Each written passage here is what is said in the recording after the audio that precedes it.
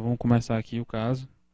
Bom dia a todos, eu sou Lucas, sou R1 de Clínica Médica e vou apresentar aqui um caso da nossa enfermaria de cardio, que é o caso do seu Francisco, né? Então, o seu Francisco, 63 anos, casado, natural de Morada Nova, procedente de Fortaleza, motorista de ônibus há 30 anos. A fonte da história foi o próprio paciente e a esposa. Queixa principal dele, falta de ar e uma moleza no corpo. Foi admitido dia 27 de fevereiro de 2015. Na HDA, o paciente relata que em novembro de 2014 teve um episódio de dispneia súbita, associado a palpitação com sudorese fria, sem pré-cardialgia, tendo procurado a emergência cardiológica e se diagnosticado como infarto, segundo ele próprio informa. Na ocasião, ele foi submetido a um cateterismo cardíaco de urgência, que revelou uma doença coronariana triarterial. Permaneceu internado ainda por cerca de 12 dias, aguardando a realização de cirurgia de revascularização miocárdica, porém recusou o tratamento e saiu de alta a pedido dessa primeira internação em novembro do ano passado. Com o passar dos dias, ao longo do final do ano, né, ele evoluiu com edema de membros inferiores, dispneia paroxística noturna e piora da dinamia. Em dezembro do ano passado, ele compareceu à unidade de pronto atendimento, onde apresentou dispneia aos mínimos esforços e ortopneia importante. Naquela ocasião foi interrogado no edema agudo de pulmão e tratado como qual, né? E foi reinternado, foi encaminhado da UPA, né, aqui para a enfermaria do Hospital Universitário, aqui o nosso, já que ele era paciente nosso, acompanhado aqui. Foi reinternado em janeiro para realizar a cirurgia. Nessa ocasião ficou internado por 10 dias em janeiro, mas novamente foi de alta à revelia.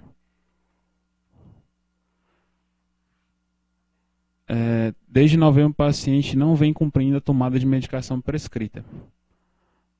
Na última internação dele agora recente, ele foi uma internação mais com o intuito de controlar a prescrição dele, que ele vinha fazendo uso irregular de medicação, e discutir qual vai ser a conduta a partir de agora, né, já que ele demorou tanto tempo para realizar o procedimento que tinha sido proposto na primeira internação dele em novembro do ano passado.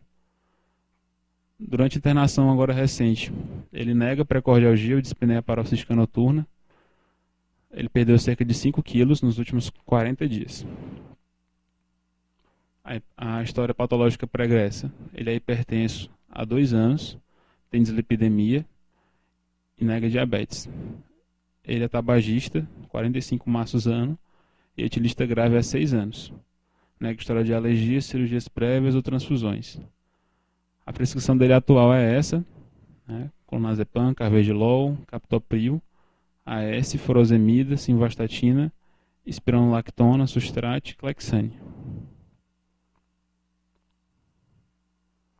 Na história familiar dele, tem um irmão falecido por doença cardíaca, 5 irmãos fizeram cirurgia cardíaca, o pai tinha hipertensão e faleceu com o coração crescido, segundo ele informa.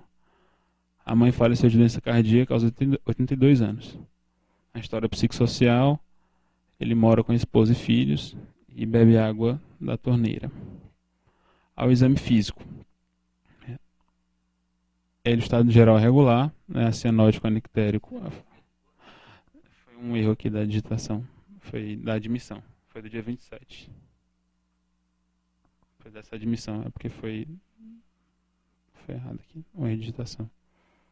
Mas foi da admissão.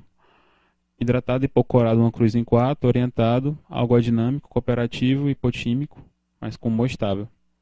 As PAs dele ficam alternando, sempre nessa faixa, né? Ele é ligeiramente hipotenso, assim, comparado ao valor médio, né, de 12/8. A ectoscopia, ele tem mucosas coradas, pele hidratada.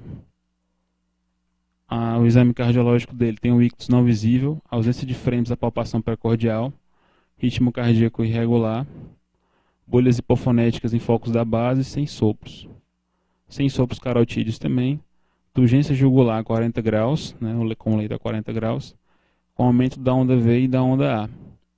Frequência cardíaca de 60 batimentos por minuto e a ausência de reflexo hepatojugular.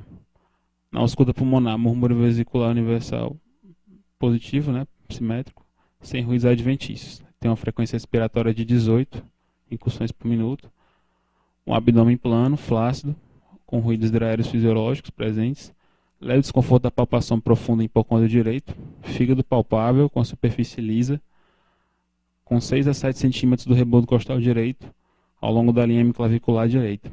Um traube livre, sem sinais de circulação colateral.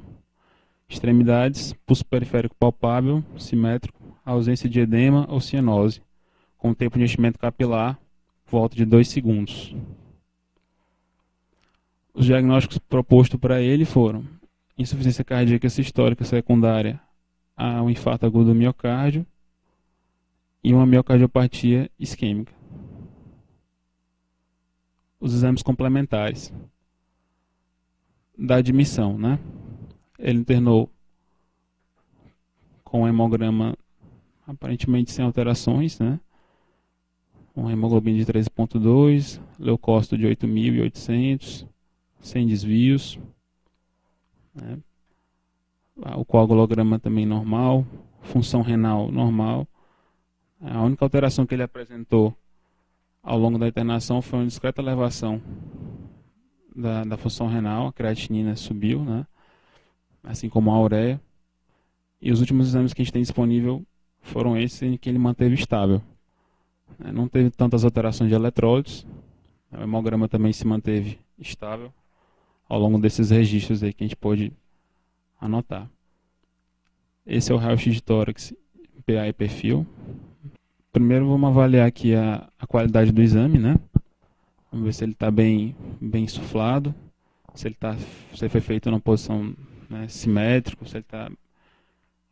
Vamos lá. Então a gente pode, primeiro em relação à simetria, né? A gente pode avaliar aqui, sempre olhando a traqueia como parâmetro de linha média, né? A gente vai ver se a distância das clavículas está próxima, estão iguais, né, em relação à coluna de ar da traqueia. Nesse raio-x a gente consegue ver que está praticamente igual, né, que distante, né, assim, a extremidade external da clavícula com a coluna de ar aqui da traqueia. Então, um raio-x bem simétrico, né.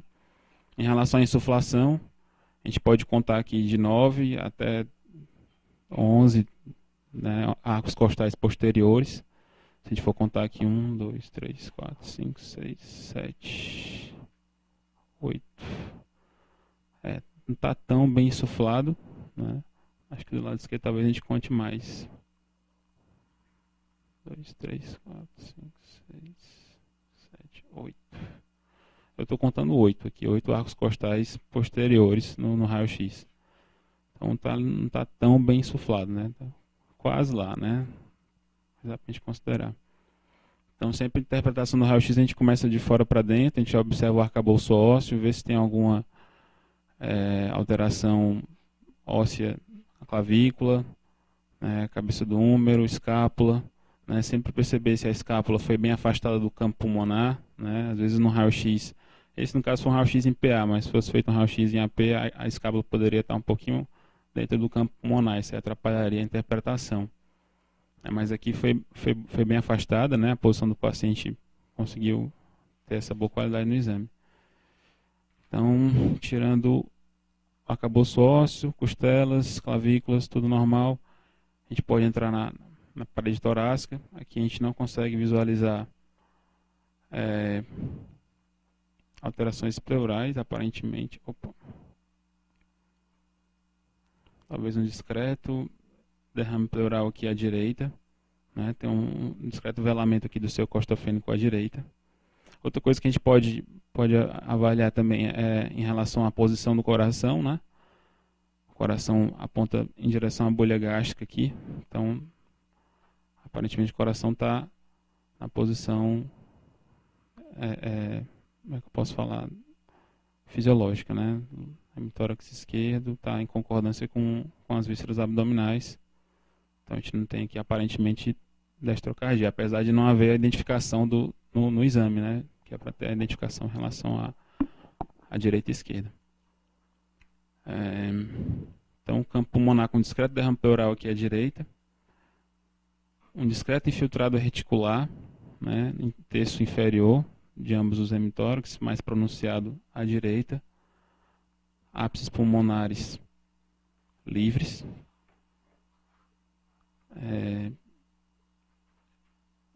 hilo pulmonar normal também, a gente não vê grandes alterações ou linfonodos, né, paratraqueais. A traqueia não está tão bem visualizada, porque foi uma fotografia, a gente não tem como, mas aparentemente a gente não vê distorção da árvore brônquica nos brônquios fontes, né? O bronquifone direito a gente consegue visualizar aqui na sua parte proximal, o bronquifone esquerdo fica um pouco mais difícil a visualização, mas aparentemente não vejo distorção nenhuma dos brônquios fontes. Deixa eu ver aqui mais. Em relação agora, enfim, à área cardíaca, né? A área cardíaca, a gente se fosse calcular aqui o índice cardiotorácico, né, a distância aqui do átrio direito até o ventrículo esquerdo, e dividir pela distância de todo o tórax, né, calculando esse torácico, a gente não veria aparentemente tanto aumento do índice cardiotorácico. Então, o coração de tamanho normal, né, em relação ao aumento das câmaras, né, a gente pode ver que também, contando a partir dos arcos costais, a gente vê aqui o primeiro arco da crosta da aorta, a gente vê um pequeno arco aqui, o segundo arco, se não me engano, do átrio da pulmonar. Não vejo mais, talvez um pequeno arco aqui. Não tem mais arco nenhum não, aqui está reto. Não visualizo não, só a crosta da aorta, o arco da pulmonar. Não estou visualizando nenhum outro arco aqui. Talvez um pequeno arco aqui do átrio esquerdo, mas não consigo. Mas não está tão pronunciado não. E o arco do ventrículo esquerdo, que é a borda esquerda. Acho que é isso. No perfil, o derrame talvez persista aqui na parte posterior do raio-x em perfil. A área cardíaca, novamente, não mostra grandes alterações. Mediastino aqui anterior, livre, né? Mediastino posterior também livre, sem nenhuma massa, nenhum linfonodo. A gente consegue ver uma aorta mais enrolada aqui, calcificada, né? O paciente já tem uma certa idade, então já dá para a gente ver o desenho da aorta. A crosta da aorta é a aorta descendente. E isso, né? Acho que mais alguma coisa, professor, para acrescentar, né?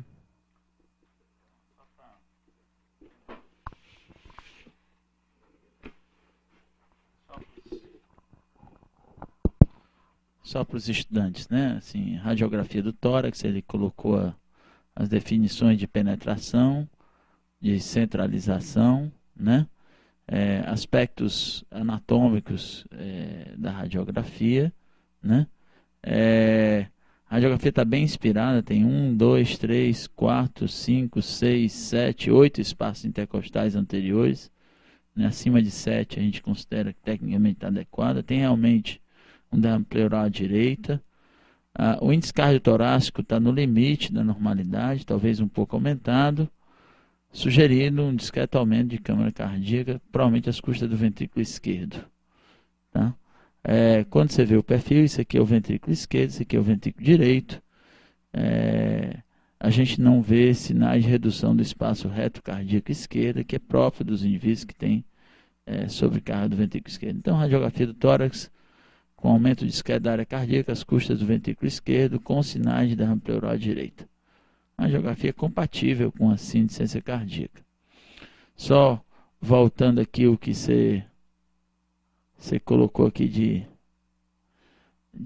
o diagnóstico vem por último, né? Primeiro você mostra os exames clínicos, né, laboratoriais, depois você identifica os diagnósticos prováveis. Isso é a última coisa a ser feita, em seguida pela estratégia, né, que você abordou para tratar o doente, né?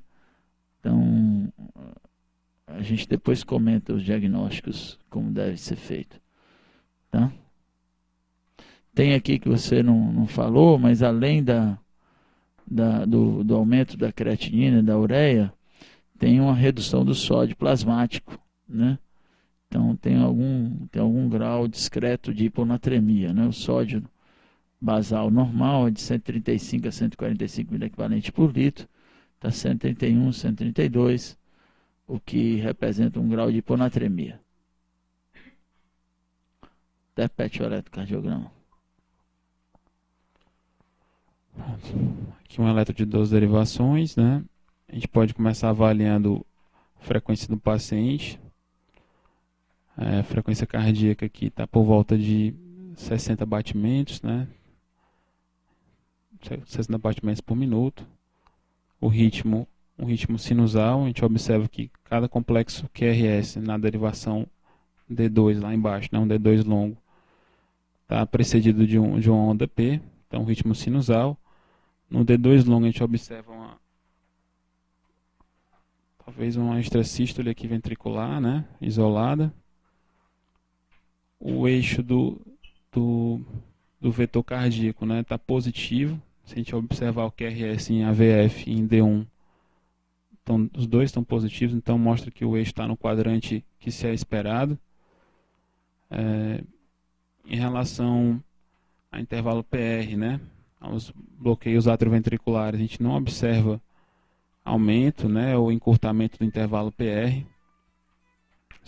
O intervalo está normal, então o paciente não tem nenhum bloqueio atrioventricular.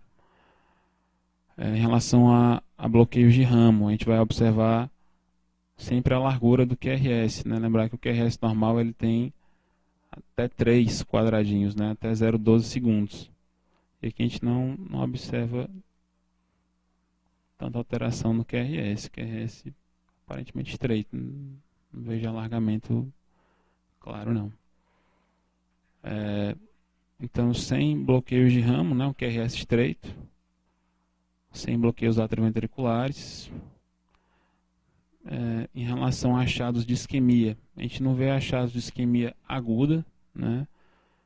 Tem uma alteração na polarização difusa, mas a gente não vê alterações de segmento ST, né? Nem infra, nem supra, né? Nem alteração aguda, mas a gente vê uma alteração crônica de uma isquemia que já aconteceu, né? Como o paciente mesmo relata na história, que é essa área inativa, né? Difusa aqui de V1 até V5, né? A gente observa uma onda R pequena, né? Uma onda R que não progride de V1 até V5, né? De V1 a V3 praticamente não há progressão, o que seria esperado num eletro de um paciente com coração normal, né? Sem história de isquemia. Então a gente chama isso de uma área inativa. Num paciente como o seu Francisco, que tem uma história de um infarto prévio, provavelmente foi inativa devido a uma isquemia já consolidada com necrose, né? Então essa alteração seria uma alteração importante. Outro em relação também às sobrecargas, né? A gente observa que o paciente tem, deixa eu ver aqui, ele fecha critérios para sobrecarga atrial, né? Ele tem uma deflexão negativa em V1 bem acentuada, né? Tem um índice de Morris positivo. A gente não vê tanto aumento em relação à onda P em D2, né? A onda P praticamente de dimensão normal, a onda não está bífida, né? Não tem aquela P mitrale, né? E talvez não feche ainda critério para a sobrecarga ventricular esquerda, apesar da gente esperar que ele tenha isso no raio-x, como o Dr. Cabeto comentou. Talvez tenha um S aqui em V3 bem pronunciado, mas se a gente for tentar fazer aquele índice de Cornell, não sei se fecha não. Acho que não fecha. Aqui tem 20 e aqui 23 para homem, se não me engano é 28, né? Então não fecha Cornell não. Sokolov também não fecha. Levine também não. Então não vejo alterações eletrocardiográficas de sobrecarga ventricular esquerda. Mas a atrial esquerda sim. E acho que é isso. Vamos lá, deixa eu ver aqui. Aqui para os estudantes, né? Ritmo sinusal, cada onda P gera um QRS, né? Eixo elétrico está entre 0 e 90, provavelmente está mais 30 graus, está isodifásico em D3, tá? A condução atrioventricular normal, duração do QRS também. Chama atenção o infradesnivelamento do segmento ST em D2, D3 e AVF, né? Parede inferior. Lembrando a isquemia subendocárdica na parede inferior. Nas precordiais, chama atenção nas derivações periféricas, uma redução da voltagem, né? Que pode acontecer nesse tipo de situação clínica. Nas derivações precordiais, nós temos redução da onda R, um padrão de QS de V1 a V4, né? Sugerindo uma área inativa anterior, né? E seguida de alterações da repolarização e baixa voltagem nas derivações laterais. Então, um eletro que é compatível com a história do doente, cardiopatia isquêmica, com área de fibrose anterior e isquemia da parede inferior, né? Ok? As fotos do eco estão aí? As fotos do eco não foram colocadas, né? Não ficou de boa qualidade. Não ficou bem nítida, não. A gente acabou podendo aproveitar mais o laudo do eletro, né? O laudo do eco, quer dizer, o primeiro eco é de janeiro desse ano, né? Eu coloquei aqui o laudo. Teve um aumento importante do ato esquerdo, né? Aumento leve do ventrículo esquerdo, ventrículo direito com dimensões e contratilidade normais, discinesia apical com afinamento miocárdico, hipocinesia da parede inferior, acinesia da parede anterior, função sistólica global do ventrículo esquerdo com diminuição moderada, com a fração de ejeção de 36% pelo método de Simpson, válvula mitral com folhetos espessados, mobilidade preservada e refluxo de grau moderado, válvula aórtica com cúspide espessada e mobilidade preservada, disfunção diastólica importante com padrão restritivo do ventrículo esquerdo. Esse foi o primeiro eco que a gente tem disponível no prontuário, foi de janeiro desse ano.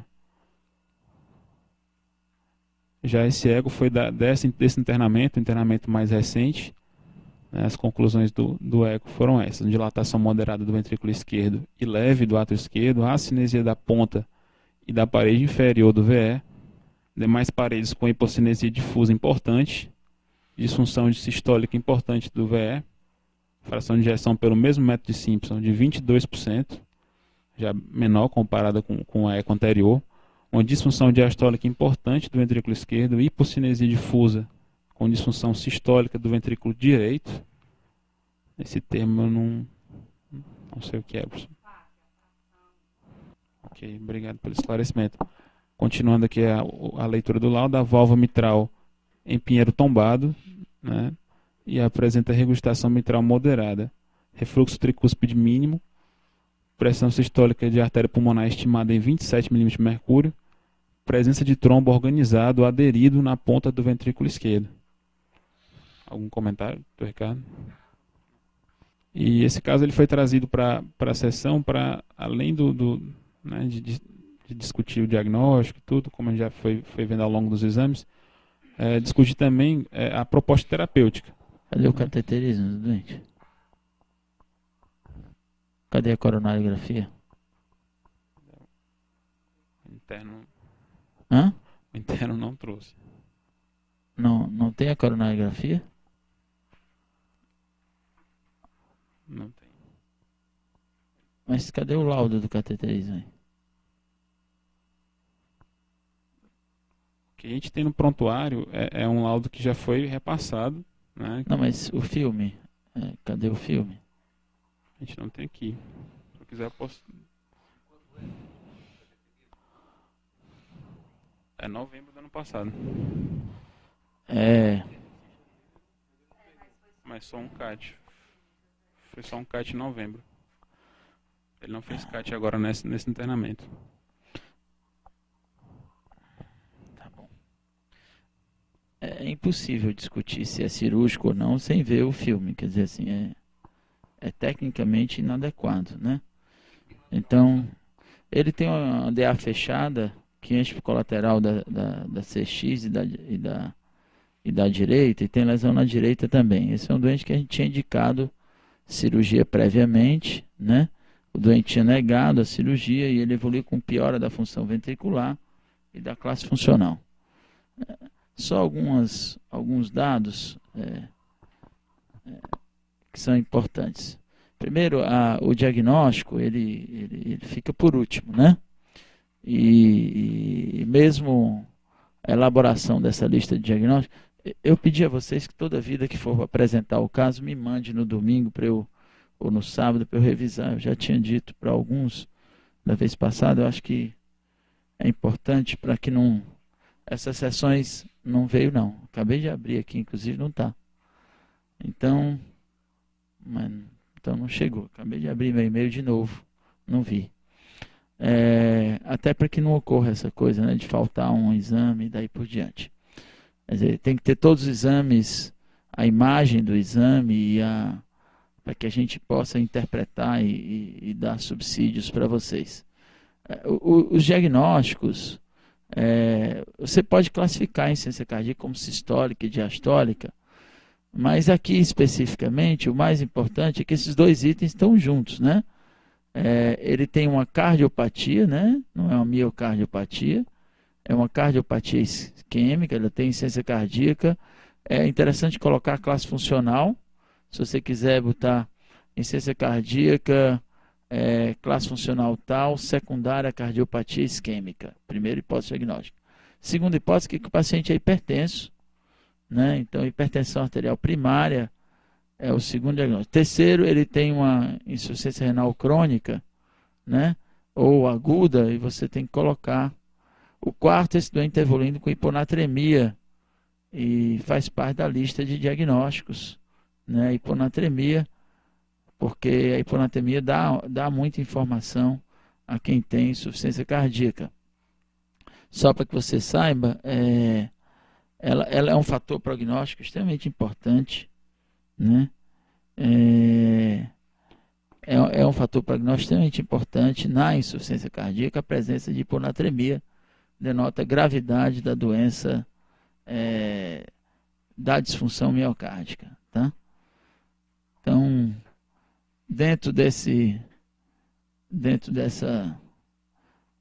o ecocardiograma, ele é compatível com o achado eletrocardiográfico, tem fibrose anterior, e no eco tem acinesia da parede anterior, o que é de se esperar, né?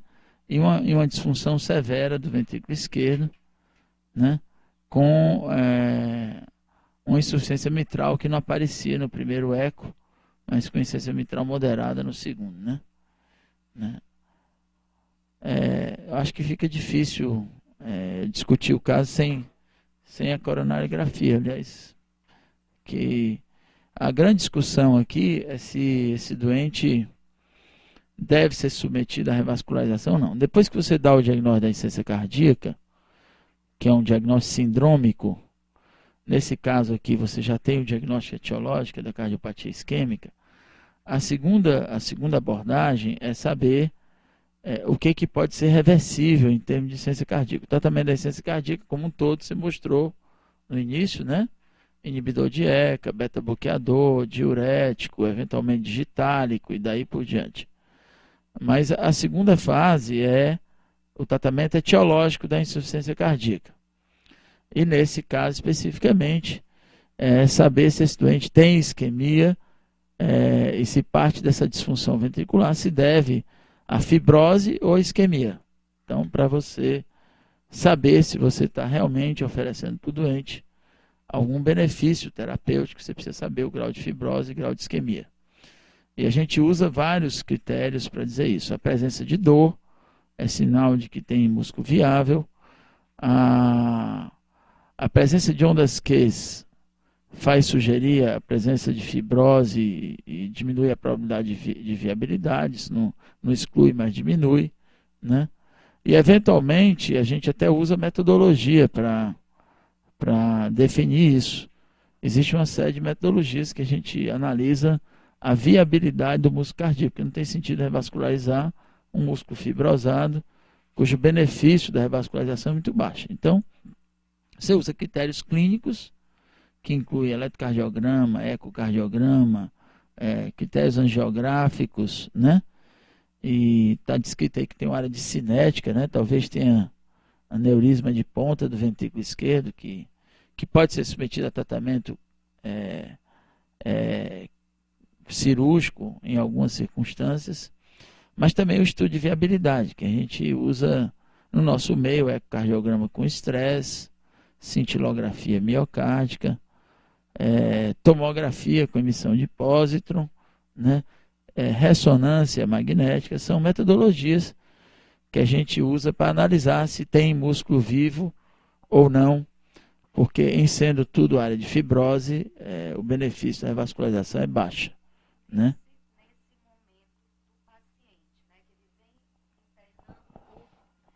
Que ele vem internando por descompensações de insuficiência cardíaca, não é relato de dor. O viés é porque ele interrompe o uso da medicação quando chega em casa e por isso também descompensa. Mas é um eletro muito feio, né, que sugere realmente não ter zona viável. Você já iria nesse momento para um teste de viabilidade.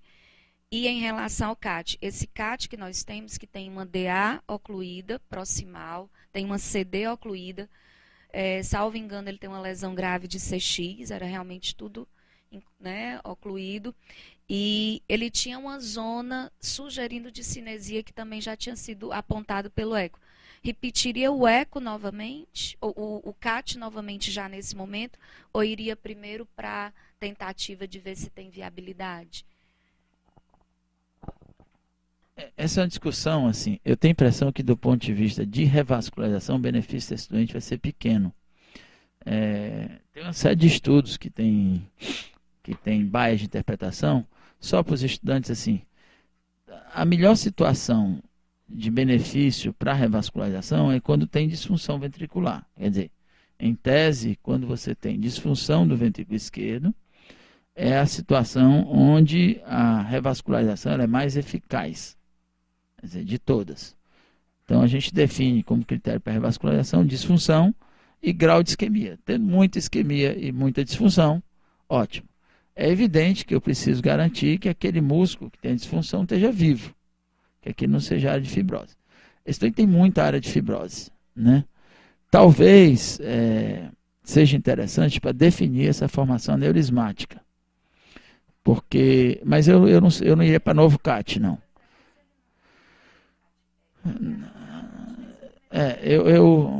Hoje em dia, o melhor método para avaliar esse doente no nosso meio é ressonância. Porque dá para você ver a ponta do ventrículo esquerdo, se ela está muito adelgaçada, se aquilo é uma área bem delimitada de aneurisma, né? Dá para você analisar bem a insuficiência mitral. Quer dizer, metodologicamente, não é o melhor método para analisar a função da válvula mitral, mas é um bom método, né? Dá para você medir fração de regurgitação e daí por diante, a dimensão das câmeras. Dá para você analisar a viabilidade das outras paredes. Então, do ponto de vista metodológico, eu acho que para usar só um método seria a ressonância, né? Não dispondo disso, eu tenderia a definir bem a anatomia desse aneurisma. As outras paredes devem ser viáveis, não tem fibrose inferior, não tem fibrose lateral, mas tem uma grande fibrose anterior. Então, se esse doente... por que a definição do aneurisma é importante? Porque se esse doente tem CC descompensada, esse doente tem que ir junto para a revascularização, preparado para fazer a aneurismectomia da ponta do ventrículo esquerdo.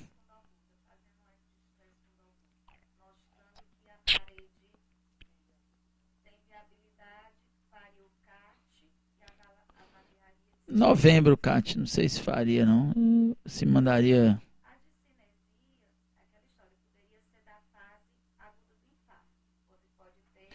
Foi feito quanto tempo depois? Porque nós temos um eco agora e o infarto foi...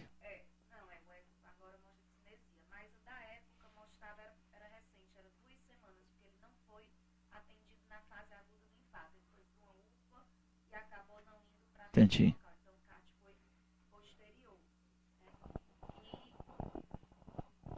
E assim, para também incluir o tratamento cirúrgico da discinesia, um dos critérios é a intratabilidade clínica da insuficiência cardíaca, a arritmia, né, ou fenômenos tromboembólicos repetidos. Eu acho que ele não tem nenhum, porque na realidade ele para de tomar o captopril e o diurético. Então, realmente, essa intratabilidade da insuficiência cardíaca por conta do aneurisma... Ela está prejudicada, né? Tá. Aí um pouquinho diferente é que assim, ele está evoluindo com piora da função ventricular. Então, agora caiu. Então assim, tem um sinão aí no meio, né? Assim, é evidente, para tratar aneurisma do ventrículo esquerdo tem que ter um desses 3 critérios: embolização, arritmia ou insuficiência cardíaca refratária. No entanto, esse doente, eu tenho que pensar o seguinte: que nível de reversibilidade dessa função ventricular ele tem? Esse é o ponto crucial, porque isso tem impacto prognóstico muito grande, né? Se ele não tem ICC descompensado agora tomando remédio, ele vai ter, porque essa remodelação vai piorar e ele vai infartar as outras paredes. Então, algumas coisas a gente precisa saber. Primeiro, essas outras artérias são revascularizáveis? Quer dizer, eu precisava rever o filme, mas pelo que eu lembro, a circunflexa é uma artéria fininha e a coronária direita também. Então, esse é o primeiro ponto. Segundo, se o cirurgião chegar lá, essa informação que antecede a cirurgia, vamos supor que a gente tenha condição de revascularizar e que tenha viabilidade lateral, inferior e um pouco na parede anterior. Não deve ter tudo, mas deve ter um pouco, vamos dizer. A definição do aneurisma aí esse doente é cirúrgico, independente dele estar descompensado ou não, porque a história natural é ruim, né, em termos de prognóstico. Por outro lado, existe uma série de estudos quando você tem esse nível de disfunção, a revascularização não tem se tornado assim um método tão benéfico em todos, né? Tem um estudo, mas que não cabe nesse doente especificamente, né? Mas não é benéfico em todos, mas em alguns subgrupos sim, né? Quando você estratifica melhor. Eu precisava rever de novo o filme. O Ricardo não conhece o filme, né, do doente. Porque eu acho que essa informação anatômica ela tem uma importância crucial, porque se não for revascularizável CX e direita, acabou a conversa aqui, o tratamento é clínico. E aí a discussão aqui é se esse doente merece um CDI por prevenção primária ou não, porque ele é classe 1 para prevenção primária. 22, cardiopatia isquêmica. Pois é. Aí é outra definição de tratamento. Mas eu acho que precisa haver dado anatômico, né, assim, para definir melhor. Do que você viu no CAT, a gente faz o eco de estresse para documentar? Acho que é bom. Então, pronto. Acho que é bom, se documenta, está no meio acadêmico, né? E aí, assim, se não a viabilidade. Isso, viabilidade, exatamente. Tem isquemia importante também, outras paredes, dá para ver no método só, né? Ok.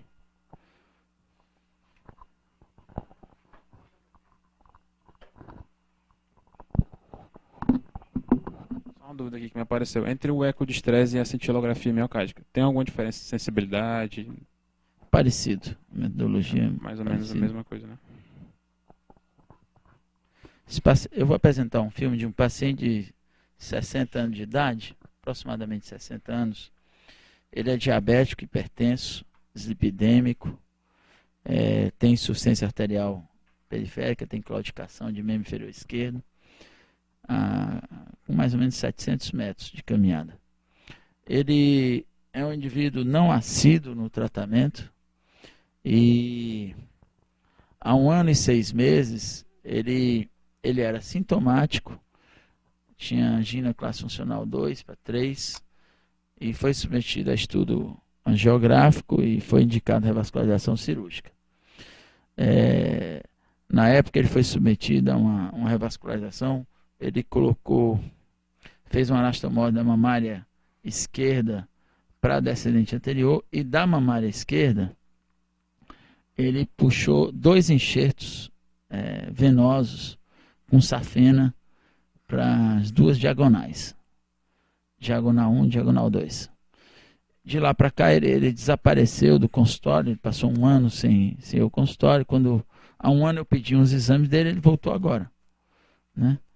E me trouxe um ecocardiograma que mostra uma piora. Ele tinha função ventricular normal e agora ele, mesmo sem sintoma, ele tem disfunção moderada do ventrículo esquerdo. ao ecocardiograma, tem frações são em torno de 40%.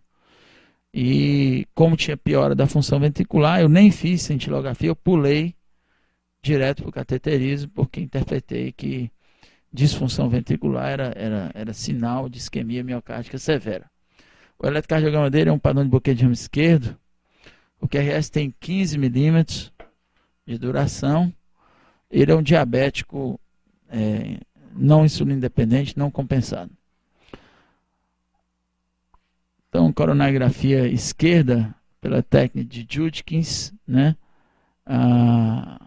O catéter passado na femoral direita, o catéter de coronária esquerda, angulação bem comum, né? Em oblíqua direita, onde a gente consegue identificar uma artéria circunflexa com ramo marginal, tá?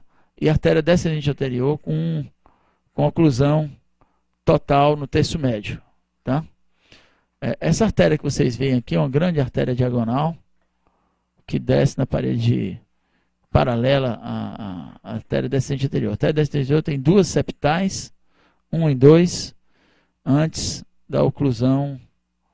Tá aqui, ó.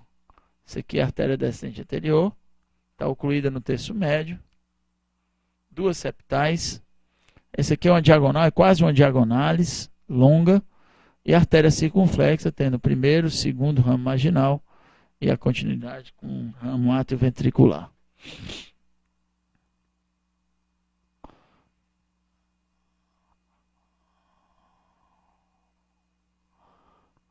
Aqui é a oclusão da DA, tá? Tá aqui um ramo diagonal, bem alto, tá? Artéria circunflexa com lesão severa no terço proximal e uma lesão de ósseo da primeira marginal. Não sei se dá para vocês verem aí. Não foi revascularizada nem a circunflexa nem a direita. Foi feito revasse sem SEC há 1 ano e meio. E na ocasião o cirurgião disse que tecnicamente ele achou complicado a revascularização da CX e da direita. Tem lesão no ósseo da diagonalis, tem lesão proximal da circunflexa e no ósseo da primeira marginal. Tá lá, ó, artéria descendente anterior ocluída, 2 ramos septais grandes, tá? Tem uma lesão nessa segunda diagonal, uma diagonal menor, e essa que vocês veem aqui é uma diagonal grande, tem lesão no ósseo, tá? Ok? Tá desenhando quase uma DA nessa diagonal. Olha lá, tá aqui a DA fechada, aqui é uma oblíqua esquerda, portanto, na oblíqua esquerda o que desce para cá é DA, o que desce para lá é CX, a DA está fechada bem aqui, tem 2 ramos septais e os ramos diagonais, a diagonal saindo lá de cima, olha lá. Ok? Aqui um crânio caudal, né? Em oblíqua esquerda, né? Tronco da coronária esquerda, artéria descendente anterior, ramo septal, primeiro ramo diagonal, aquele ramo bem grande que vocês veem, artéria circunflexa, né? Com doença difusa, com lesão mais crítica nessa localidade, nessa localização. Dá para ver bem, né?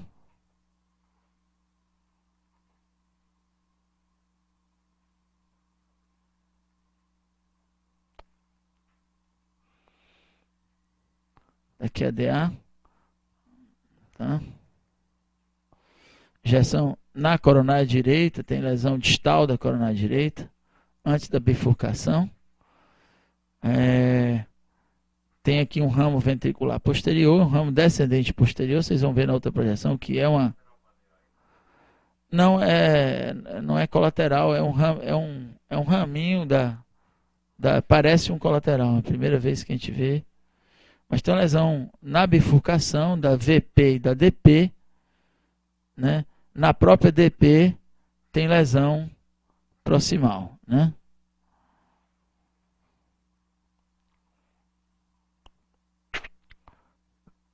Está lá DP, né? As septais inferiores estão todas bem visualizadas. A gente sabe que é descente posterior por causa das septais.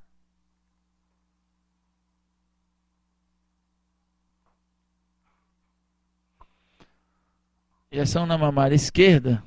Vou parar um pouquinho para facilitar a interpretação.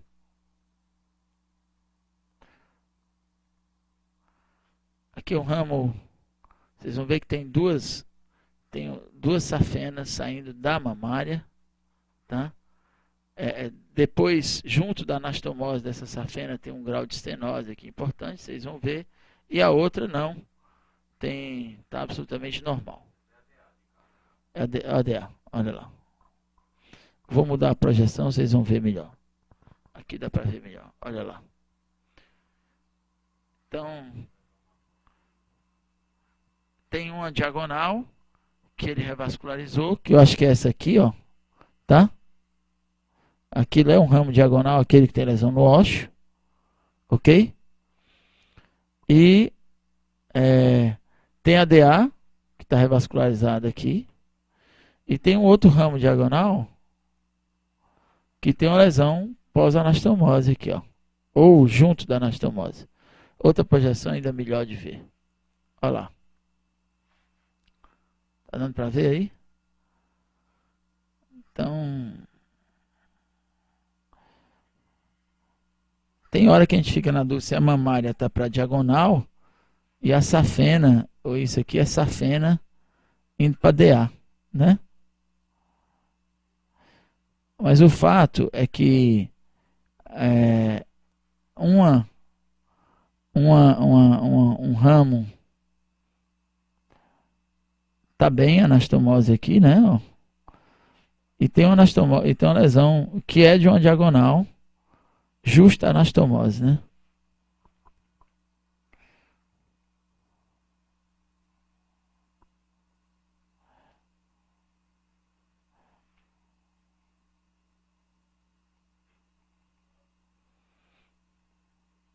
A injeção da mamária.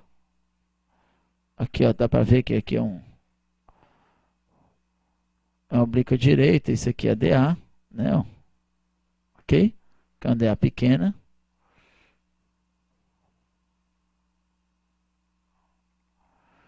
E a ventriculografia, oblíqua esquerda, desculpa. E a ventriculografia em oblíqua direita mostra uma disfunção miocárdica de moderada a importante.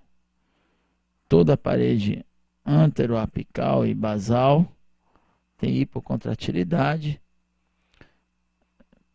Meu ver, a disfunção aqui é de moderada a severa, né? Não tem insuficiência mitral, né? A válvula mitral aqui parece normal.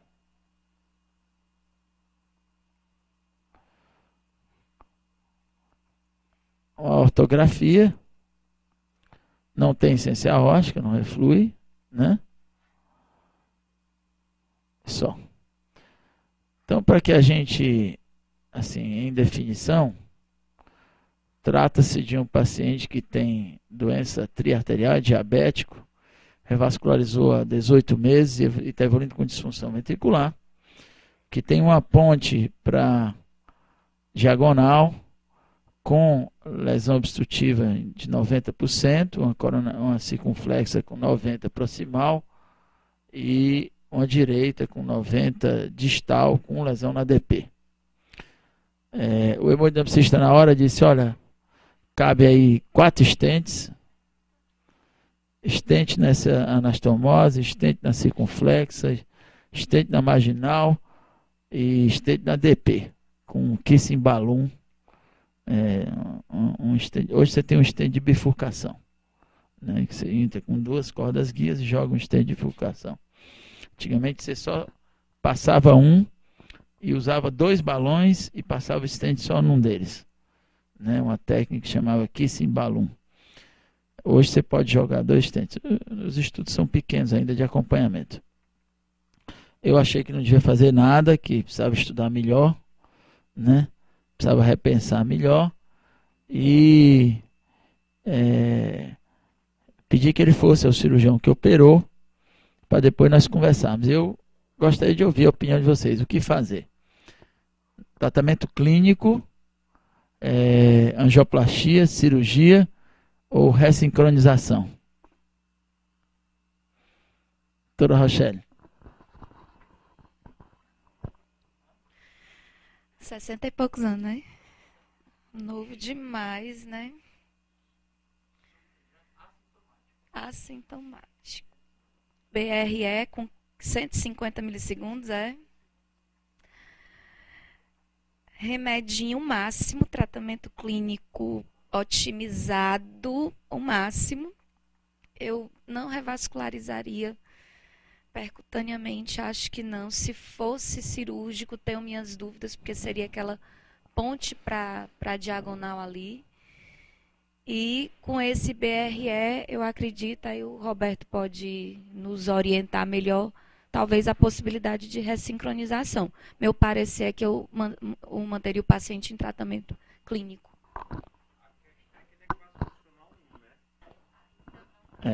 Ainda não, e ele é isquêmico e é diabético, né? E provavelmente, agora eu não sei porque que o hemodinamicista quer dilatar o enxerto. E por que ele não dilata o enxerto, o leito nativo, né? Ele quer dilatar o enxerto, porque o leito nativo, essa diagonal provavelmente está fechada. Pois é. Agora, essa diagonal que está aí está fechada. Agora, o cirurgião já tinha falado que tecnicamente é ruim de revascularizar a CX. Agora, o cirurgião que operou sem extracorpórea, eles não botam ponto na CX, né? Não é que é ruim, é que é ruim para eles, né? Muitas vezes, né? Assim,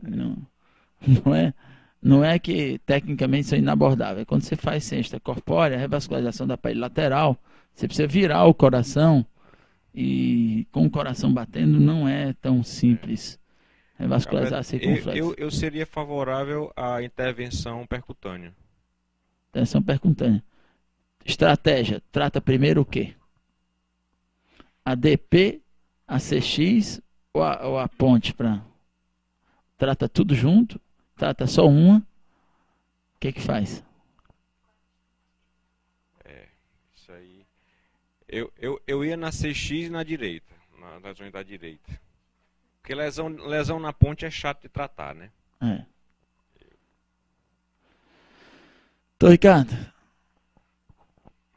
Eu acho que o hemodinamicista está certo se houver uma comprovação de viabilidade miocárdica. Se houver comprovação de viabilidade miocárdica, a técnica que faria uma revascularização mais completa seria a cirurgia.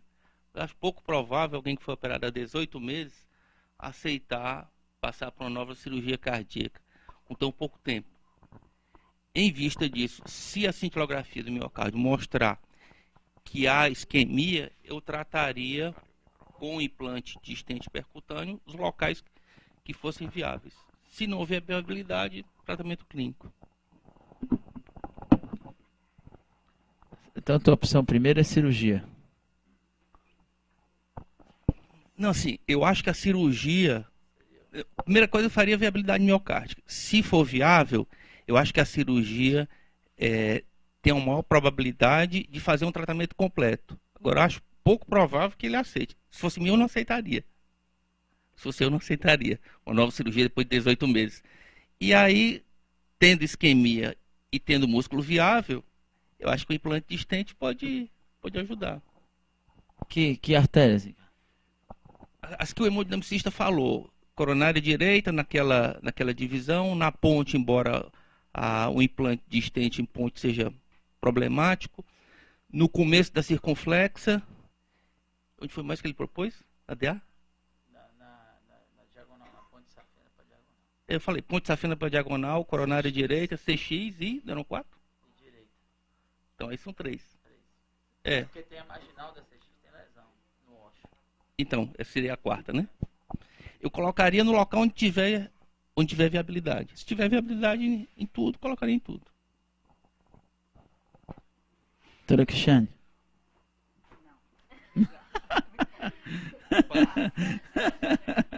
Essa situação não é fácil, né, pessoal? Esse é só para vocês entenderem, assim, a cardiologia é uma especialidade cujos diagnósticos costumam ser muito bem definidos, né? No entanto, é uma especialidade que existem uma série de circunstâncias que estão em zona cinzenta, né? Nós não temos evidências específicas. Um doente desse jamais cabe num estudo multicêntrico e tal, é muito específico. E a decisão é de bom senso, né? Não tem certo nem errado, né? E o que a gente procura fazer é se subsidiar no maior número de dados. Eu pedi uma ressonância do coração dele, porque ele tem disfunção ventricular. E qualquer dessas estratégias que se use, ela é considerada adequada. Se ele tivesse mais sintoma, a ressincronização estaria... porque uma coisa que você não pode esquecer, eu fui ver o filme anterior, não trouxe, mas ele já tinha essas lesões todas. Por que ele piorou a função ventricular se ele já tinha? Ele piorou porque ele tem dissincronopatia, ele piorou porque ele tem cardiopatia do diabetes, ele piorou porque tem cardiopatia de microcirculação, porque a macrocirculação está exatamente igual a 18 meses. Quer dizer, o aspecto angiográfico que nós temos hoje é exatamente o aspecto angiográfico de 18 meses atrás. Então, é óbvio que isquemia crônica pode levar a miocárdio hibernante, né, para os estudantes. Quando você tem hipofluxo severo para músculo cardíaco, existe uma redução do metabolismo, e essa redução do metabolismo cursa com perda da contratilidade ventricular. Quando você revasculariza, você melhora a contratilidade. Uma das hipóteses desse doente é que ele tenha algum componente de miocárdio hibernante, ou seja, que tenha músculo viável, e quando você revascularize, ele melhora, já que o único sintoma, o único sinal clínico foi a piora da função. Como o doente é muito jovem, a minha primeira opção, quando eu vi o caso, foi que esse doente reoperasse. Botasse uma mamária direita na CX, botasse uma ponte para aquela diagonal e uma ponte para DP. Essa foi minha, embora ele seja diabético, o risco de infecção aumenta com o uso da mamária direita, mas como é muito jovem, o benefício de longo tempo maior seria esse. Eu otimizei o tratamento clínico, provavelmente ele não estava tratando bem, dose beta-bloqueador estava baixa e como ele é pouco assíduo ao tratamento. Aí é transplante, né? Assim, aí vai sair de lá para o transplante. Aí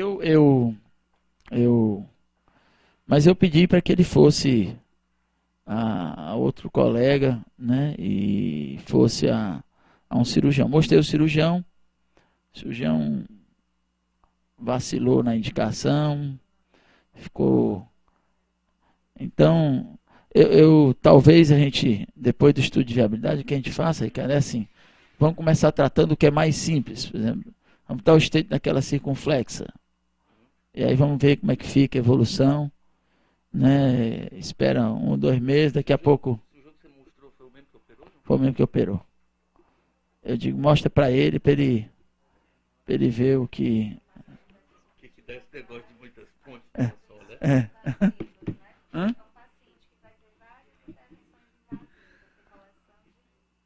Porque tratar, você botar um stent na bifurcação da direita e depois tem que botar um stent na DP, ou seja, você bota um stent com kissing, depois ainda a própria DP, você bota outro, quer dizer, a chance de ter restenose no primeiro ano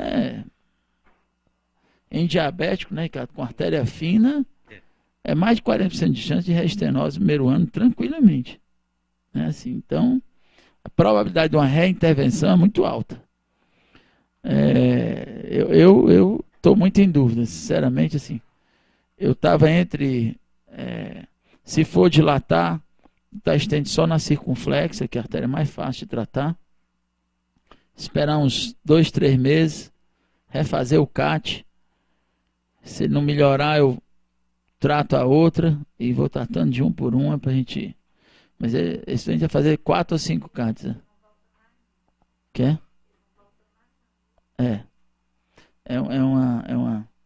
Eu vou estudar a viabilidade, eu trago para vocês as definições. Não é uma decisão simples, né? Tecnicamente é uma decisão muito complicada, né? E eu acho que é complicado em qualquer lugar do mundo, né, pessoal? Se você chegar em Nova York, Paris, Cleveland, Stanford, vai todo mundo ter a mesma dúvida. Não vai ter ninguém com experiência suficiente para dizer o que é melhor para esse doente, né? Assim, vai ter que discutir com o doente o que ele topa fazer. Se for para reintervenção, ele tem que saber que ele vai fazer várias intervenções outras, né? Mesmo que ele trate tudo num procedimento só, com 1 ano ele vai ter que reestudar, mesmo sem sintoma, porque a chance de reestenose assintomática é alta. Então, eu trago para vocês a decisão depois, eu acho que é interessante, só para vocês. É muito complexo para um clínico, né? Mas é só vocês entenderem como é que funciona a doença coronária hoje. Isso é só um dos pontos que a gente tem discutido. São inúmeras as circunstâncias de dúvida no tratamento da doença coronária hoje. Eu acho que doença coronária hoje não tem quase nada em consenso. A minoria dos casos são consensuais. Quer dizer, a maioria é não consensual. Quer dizer, tanto é que o guideline americano recomenda que todas as decisões sejam feitas em time.